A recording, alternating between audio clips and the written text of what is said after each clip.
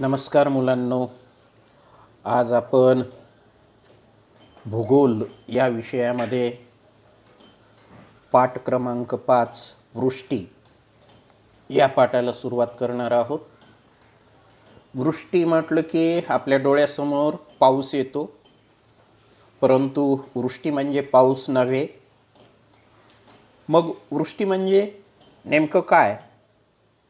तर ढगातून जमिनीकडे द्रवरूपात किंवा घनरूपात पाण्याचा वर्षाव होतो.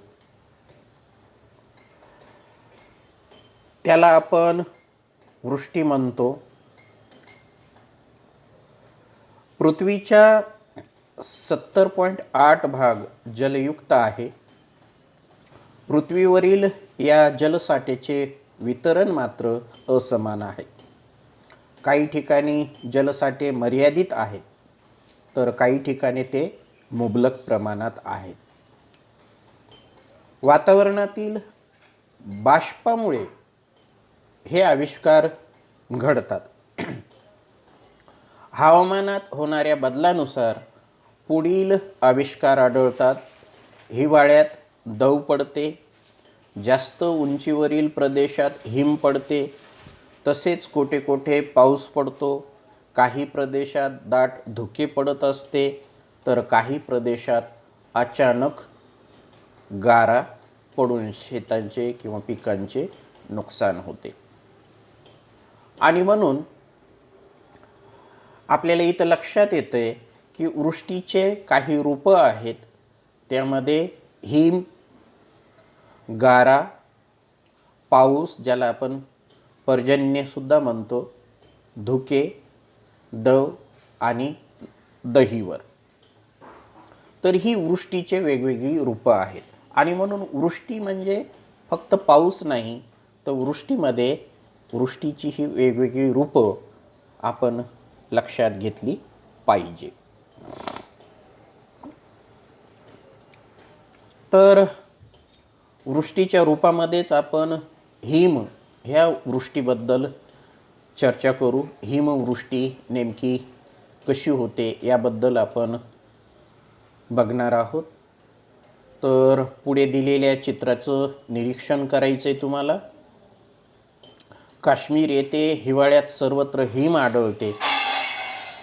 ते झाडावर, इमारती, घरे, रस्ते यावरही पडते. हिमवृष्टीमुळे सर्वत्र हिमाचे पांढरी शुभ्र चादर पसरल्यासारखे वाटते. हिमवृष्टीचा आनंद घ्यायला पर्यटक मुद्दाम ठरवून हिवाळ्यात काश्मीरला जातात. तर आपल्या परिसरात असे हिम का आढळत नाही याबद्दल तुम्हाला थोडासा विचार करायचा आहे.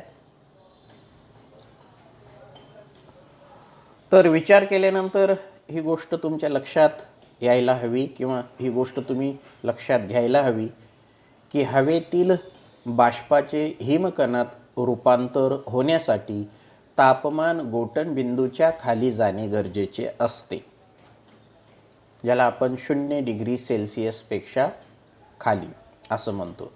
तरच संप्लवनाची क्रिया घडून बाष्पाचे थेट हिमकणात रूपांतर होऊ शकते व हिमवृष्टी होऊ शकते. तर इथं संप्लवन क्रिया आपल्याला समजून घ्यायची आहे. मात्र आपल्या परिसरात म्हणजे महाराष्ट्रात हिवाळ्यात तापमान कमी झाले तरी ते गोठणबिंदूच्या खाली जात नाही.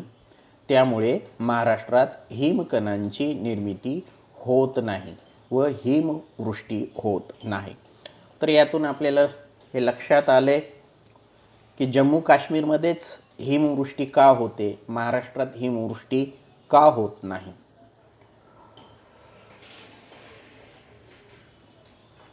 तर वातावरणातील हवेचे तापमान जेव्हा गोठणबिंदू खाली जाते म्हणजे 0 डिग्री सेल्सिअस खाली जाते, तेव्हा हवेतील बाष्पाचे थेट हिमकणात रूपांतर होते. या क्रियेस संप्लवन असे म्हणतात. तर हिमवृष्टीसाठी सर्वात महत्त्वाची क्रिया संप्लवन. या क्रियेत वायुरूपातील बाष्प घनरूपात रूपांतरित होते. अशा घनरूपातील वृष्टीला हिमवृष्टी म्हणतात. उच्च अक्षवृत्तीय प्रदेशात व समशीतोष्ण प्रदेशात समुद्र सपाटीपर्यंत हिमवृष्टी होते, तर उष्णकटिबंधात सुमारे 5000 मिमीपेक्षा जास्त उंचीवर हिमवृष्टी होते. आपल्या देशाचा जर विचार केला आपण तर भारतामध्ये हिमालयाच्या पर्वतरांगांमध्ये हिमवृष्टी होते आणि हिवाळ्यात ती हिमवृष्टी होते. पण इतर भारत जर आपण विचारात गेला तर इतर भारतामध्ये हिमवृष्टी होत नाही. तर याचं कारण काय? तर हिमालय पर्वतरांगा ह्या सुमारे 5000 मीपेक्षा सुद्धा जास्त आहेत. समुद्र सपाटीपासूनची जी उंची आहे 5000 मीटरपेक्षा जास्त उंची आहे आणि म्हणून हिमालयात किंवा जम्मू काश्मीरमध्ये हिमवृष्टी होते. ही गोष्ट आपण इथं लक्षात घेतली पाहिजे. हिम घन स्वरूपात असल्याने ते पाण्याप्रमाणे वाहून जात नाही, त्याचे थरावर थर साचतात. हिम मोठ्या प्रमाणावर साचल्यामुळे अनेक वेळा त्या प्रदेशातील वाहतूक व संदेशवहन सेवा कोलमडून पडते, जे की आपण जम्मू काश्मीरच्या नेहमी हिवाळ्यामध्ये बातम्या ऐकतो. तर ह्या हिमवृष्टी होणाऱ्या प्रदेशामध्ये हिमदाह हा प्रॉब्लेम होऊ शकतोय. तर हिमदाह हे अतिशय तापमानामुळे त्वचा व संलग्न ऊती गोठणे बर्फाच्छादित प्रदेशात जाणाऱ्या पर्यटकास अनेकदा या हिमदाहाचा त्रास होतो. हिमदाह सहसा हात, पाय व चेहऱ्याच्या त्वचेवर होतो. गंभीर हिमदाह त्वचा, ऊती तसेच हाडापर्यंत पोहोचू शकतो. तर माहीत आहे का तुम्हाला? तुमच्या स्क्रीनवर बघा. हिम व बर्फ यात फरक असतो. उच्च अक्षवृत्तीय व अतिउंचीवरील प्रदेशात जेथे तापमान 0 डिग्री सेल्सिअसपेक्षा कमी आढळते तेथे हिमवर्षावाच्या स्वरूपात वृष्टी होते. हिम भुसभुशीत व अपारदर्शक असते. या हिमाचे थरावर थर साचतात. वरील थरांच्या दाबामुळे हिमाचे खालचे थर एकसंध, भरीव व पारदर्शक बनतात. अशा रीतीने तयार झालेल्या भरीव पारदर्शक हिमास बर्फ म्हणतात. तर हिम आणि बर्फ याच्यामध्ये फरक आहे. हिम अपारदर्शक आहे, बर्फ मात्र पारदर्शक आहे. हिमाचे थरावर थर साचतात आणि त्या दाबामुळं बर्फ तयार होतो. तापमान गोठणबिंदूपेक्षा कमी झाल्यास जलाशयावर बर्फाचा थर तयार होतो. असा बर्फ जलाशयाच्या पृष्ठभागावर तरंगतो. या बर्फाचा हिमवृष्टीशी थेट संबंध नसतो. तर हे आपण इथं समजून घेतलं पाहिजे. बर्फ आणि हिम याच्यामध्ये फरक आहे. तर आता आपण वृष्टीचं दुसरं रूप बघूया, गारा. तर ते रूप बघण्या अगोदर आकृतीचं निरीक्षण करा. काही वेळा गारा पडून शेतातील पिके उद्ध्वस्त होतात. गारपिटीमुळे घरे, झाडे, वाहने, विजेचे खांब, वीज वाहक तारा यांचेही नुकसान होते. गारपिटीचा माणसे, गुरे, पक्षी यांनाही धोका असतो. गारपिटीमुळे शेतातील पिके सापझोडपून मोडून पडतात. त्यामुळे शेतकऱ्यांचे अतोनात नुकसान होते. संत्रे, द्राक्ष, केळी यासारख्या फळबागांचेही नुकसान होते. मग गारा नेहमी का पडत नाहीत? तर याबद्दल आपण विचार करू. तर गाराची निर्मिती होण्यासाठी हवेचे जोरदार ऊर्ध्वगामी प्रवाह वाहावे लागतात. ऊर्ध्वगामी प्रवाह म्हणजे जमिनीपासून आकाशाच्या दिशेने, वरच्या दिशेने होणारे प्रवाह. साधारणतः तुम्ही उन्हाळ्यात वावटळ सुटल्यानंतर बघत असाल की जमिनीलगतपासून वावटळ वरच्या दिशेने वाहत असते. तर त्या पद्धतीनं हवेचा प्रवाह खालून वर असेल तर ह्या स्थितीमध्ये गारांची निर्मिती होण्याची शक्यता असते. शिवाय बाष्पाचे प्रमाणही जास्त लागते. अशी परिस्थिती नेहमीच उद्भवत नाही, त्यामुळे गारा नेहमी पडत नाहीत. म्हणजेच विशिष्ट प्रकारचं वातावरण किंवा हवामान गारा निर्मितीसाठी लागतं. तर भूपृष्ठावर जास्त उष्णता असताना ऊर्ध्वगामी हवेचा प्रवाह जोरात वाहतो. तुम्ही बघत असाल की उन्हाळ्याच्या दिवसात आपण सहसा हे अनुभव घेतोय की भूपृष्ठ खूप प्रचंड प्रमाणात तापतोय आणि त्यामुळं जमिनीलगतची हवा ही गरम होते आणि गरम हवा हलकी झाल्यामुळे ती वरच्या दिशेनं वाहायला लागते आणि त्याचे जोरदार प्रवाह तयार होतात. या ऊर्ध्वगामी प्रवाहामुळे हवेचे तापमान कमी होऊन हवेतील बाष्पाचे सांद्रीभवन घडून येते. म्हणजे प्रचंड वेगाने हवा जेव्हा वर जाते तेव्हा जसजसं वर जाईल तशी तशी हवा थंड होते. हवेसोबत गेलेले जे बाष्पकण आहेत त्या थंड हवेमुळे तिथं सांद्रीभवन घडते, म्हणजेच बाष्पाचं जलकणात रूपांतर होते आणि त्यापासून गडद रंगाचे ढग तयार होतात. भूपृष्ठाकडून येणाऱ्या हवेच्या ऊर्ध्वगामी प्रवाहामुळे जलकण परत उंचावर जातात. त्या ठिकाणी जलकणांचे घनीभवन होऊन गारांची निर्मिती होते. घनीभवन म्हणजे जलकण वर जाणे खाली येणे, वर जाणे खाली येणे आणि ह्या प्रक्रियेमुळे घनीभवनाची प्रक्रिया घडते. म्हणजे जलकणाचे रूपांतर हिमकणात किंवा बर्फात व्हायला लागते आणि त्यातून गारांची निर्मिती होते. गारा जड असल्याने त्या भूपृष्ठाकडे येऊ लागतात कारण गुरुत्वाकर्षण शक्तीचा बल. परंतु हवेच्या जोरदार ऊर्ध्वगामी प्रवाहामुळे ज्या छोट्या छोट्या गारा तयार झाल्यात त्या पुन्हा वर नेल्या जातात. तेथे गारावर हिमाचे परत नवीन थर साचतात. असे अनेक वेळा घडत असते. त्यामुळे गारा आकाराने मोठ्या होतात आणि गुरुत्वाकर्षणाच्या नियमानुसार त्याच्यावर थरावर थर साचून मोठ्या झालेल्या ज्या गारा आहेत तर त्या गारा वेगाने जमिनीवर येतात आणि गारांच्या या वृष्टीला आपण गारपीट म्हणतो. गारपिटीमुळे अनेकदा पिकांचे अतोनात नुकसान होते, तसेच जीवित व वित्तहानीसुद्धा होते.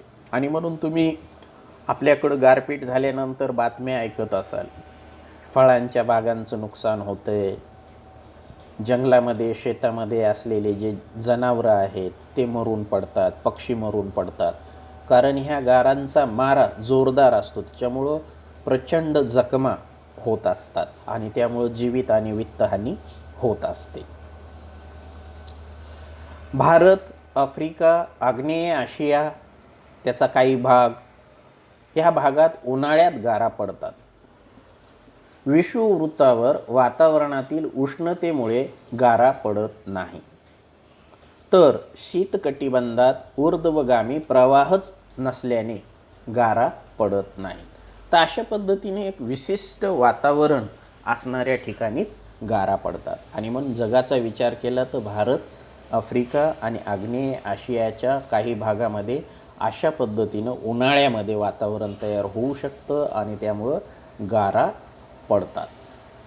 तर आपण आता समजून घेतलं की हवेतील बाष्पाचं कशा पद्धतीनं सांद्रीभवन होते, त्याचे जलकणात रूपांतर होते. ऊर्ध्वगामी हवेमुळं ते जलकण वर जातात, परत खाली येतात आणि ही प्रक्रिया सतत घडून त्या थेंबाचं घनीभवन होते. घनीभवन होऊन त्याच्यावर थरावर थर साचून गार मोठी होते. त्याला आपण समकेंद्रित थर असं म्हटलेलं आहे. तर ते समकेंद्रित थर म्हणजे नेमकं काय, तर गारा तयार होत असताना ऊर्ध्वगामी प्रवाहामुळे त्या सतत वर खाली होत राहतात. जास्त उंचीवर गेल्याने त्यांच्या भोवती बर्फाचा नवा थर साचतो. ही क्रिया वारंवार घडल्याने गारांवर एकावर एक असे अनेक थर तयार होतात. अशा थरांना समकेंद्रित थर असे म्हणतात. तर गारा पडल्यानंतर कधी त्याचं निरीक्षण करून तुम्ही खरं तर बघायला हवं. तर हा तुम्हाला विचार करायचा आहे. स्क्रीनवर जो विचार दिला आहे आणि त्याच्यावर तुमचं मत मांडायचं आहे. पावसापासून संरक्षण होण्यासाठी आपण रेनकोट किंवा छत्री वापरतो, तर गारपीटपासून संरक्षण होण्यासाठी तुम्ही काय करा. तर अशा पद्धतीनं आपण पृथ्वीवर जलयुक्त भाग किती आहे, जलसाठ्याचं वितरण कसं आहे, जलाविष्कार का घडतात, वृष्टी म्हणजे काय, वृष्टीचे प्रमुख रूपं कोणती, हवामानातील बदलामुळं संप्लवन क्रिया जी घडून येते ती संप्लवन क्रिया म्हणजे काय, कोणत्या प्रदेशामध्ये संप्लवन क्रिया घडल्यामुळे हिम वर्षाव होतो, कोणत्या अक्षवृत्तांवर किंवा कोणत्या प्रदेशात हा वर्षाव होतो, हिमाची वैशिष्ट्ये काय, हे सगळं समजून घेतले. आणि त्याला लागूनच गारा कशा तयार होतात हे समजून घेत असताना ऊर्ध्वगामी हवेच्या प्रवाहाबद्दल आपण चर्चा केली. त्याच्यामुळं कशा पद्धतीनं गडद रंगाचे ढग तयार होतात, नंतर जलाचं घनीभवन कशा पद्धतीनं होतं आणि त्यानंतर जोरदार ऊर्ध्वगामी प्रवाहामुळे समकेंद्री थर गारांवर साचून गुरुत्वाकर्षण शक्तीमुळं मोठ्या झालेल्या गारा जमिनीकडे जेव्हा पडतात त्यावेळेस गारपीट कशा पद्धतीनं होते हे आपण समजून घेतले. आपल्याला गारपीट होण्यासाठी नेमकं कसं वातावरण लागतं हेही कळले. त्याचबरोबर भारत, आफ्रिका आणि आग्नेय आशिया या भागात काही भागात गारा पडतात हे सुद्धा आपण समजून घेण्याचा प्रयत्न केला आहे. आता आपण आत्तापर्यंत जे काही शिकलो त्यावर कशा पद्धतीचे प्रश्न विचारले जाऊ शकतात ते आपण समजून घेऊ. तर स्वाध्याय, पुढील वर्णनावरून वृष्टीचे रूप ओळखा अशा पद्धतीचा प्रश्न विचारला जाऊ शकतोय. त्याच्यामध्ये भूपृष्ठावर शुभ्र कापसासारखे थर साचतात. हिवाळ्यात जम्मू काश्मीरच्या राजधानीचे ठिकाण बदलावे लागते. महाराष्ट्रात अशी वृष्टी होत नाही, तर ती वृष्टी कोणती? तर साहजिकच आत्ताच आपण चर्चा केली, हिमवृष्टी. हिम हिवाळ्यामध्ये जम्मू काश्मीरमध्ये पडतो. त्याच्यानंतरचं दुसरं विधान दिलेलं आहे, विषुववृत्तावर अशी वृष्टी कधीही होत नाही. घन स्वरूपात होणाऱ्या या वृष्टीमुळे शेतातील पिकाचे अतोनात नुकसान होते. तर विषुववृत्तावर अशी वृष्टी होणारच नाही, कारण त्या ठिकाणी थंड, त्याला आपण शीतकटिबंध म्हणू आणि त्याचा परिणाम म्हणून तिथं ती वृष्टी होत नाही. पण भारतात, आफ्रिका खंडात किंवा मग आग्नेय आशियाच्या काही भागामध्ये उन्हाळ्यामध्ये अशा पद्धतीची स्थिती निर्माण होऊ शकते आणि त्यातून गारपीट तयार होऊ शकते. तर त्याचं उत्तर आहे गारपीट. त्याच्यानंतर आत्तापर्यंत आपण जे शिकलो आहे त्याच्यावर हाही प्रश्न विचारला जाऊ शकतो, हिम कशाला म्हणायचं आणि गारा कशाला म्हणायचं, त्या दोन्हीत काय फरक आहे? तर आत्ताच आपण चर्चा केल्याप्रमाणे हिम संप्लवन क्रियेमुळे बनते, तर गारा हवेच्या ऊर्ध्वगामी प्रवाहामुळे बर्फाचे समकेंद्री थर साचून बनतात. हिम हवेतील बाष्पाचा अतिथंड हवेशी संपर्क आल्यास हिम बनते, तर गारा या प्रामुख्याने उन्हाळ्यात बनतात. हिमातील हिमकण सुटे असतात, तर अतिउष्णता आणि जास्त आर्द्रता यामुळे ऊर्ध्वगामी प्रवाहातून गारा बनतात, त्या टणक असतात. हिम घनरूपी हिमकणाच्या वृष्टीला हिमवृष्टी म्हणतात. तर गारेतील जलकणाचे घनीभवन समकेंद्री असते. आणि समकेंद्री घनीभवनाने मोठ्या झालेल्या गारा गुरुत्वाकर्षणामुळे वेगाने जमिनीवर पडतात, त्यास गारपीट म्हणतात. हिमवृष्टीतील हिम हे पांढरे, अपारदर्शक व भुसभुशीत असते. गारा मात्र टणक व मोठ्या असतात. तर अशा पद्धतीनं हिम आणि गारा यातील आपल्याला फरक सांगता येतो. तर अशा पद्धतीनं आपण हा भाग इथं संपवू. याच्या पुढच्या भागामध्ये आपण वृष्टीचे त्या पुढचे रूप अभ्यासू. तर धन्यवाद. परत भेटू.